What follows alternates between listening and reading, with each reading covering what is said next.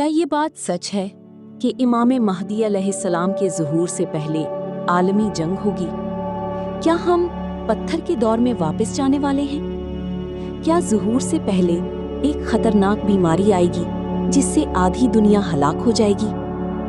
معرفت کی دنیا کے معزز دوستو، میں ہوں سیدہ شہزادی اور آپ تمام دیکھنے اور سننے والوں کو خوش آمدید کہتی ہوں۔ ناظرین گرامی، ہر دور کی تاریخ یہ بتاتی ہے کہ زیادہ تر جنگوں اور فتنوں کو ہوا دینے والے یہود رہے ہیں، لیکن اللہ تعالیٰ نے اپنی رحمت اور کرم سے ان فتنوں اور جنگوں کی آگ کو ہمیشہ بجھایا ہے۔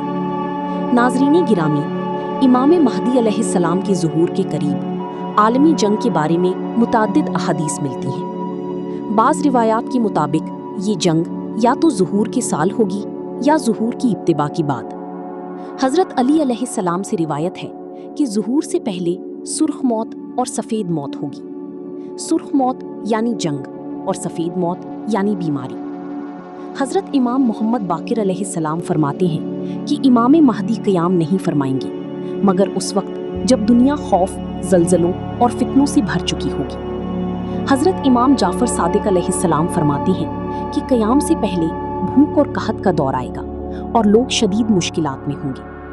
ناظرین گرامی، بعض روایات میں یہ بھی بیان ہوا ہے کہ ایک عظیم جنگ کی ابتدا مشرق سے ہوگی اور اس کی تباہی مغربی ممالک تک پھیل جائے گی۔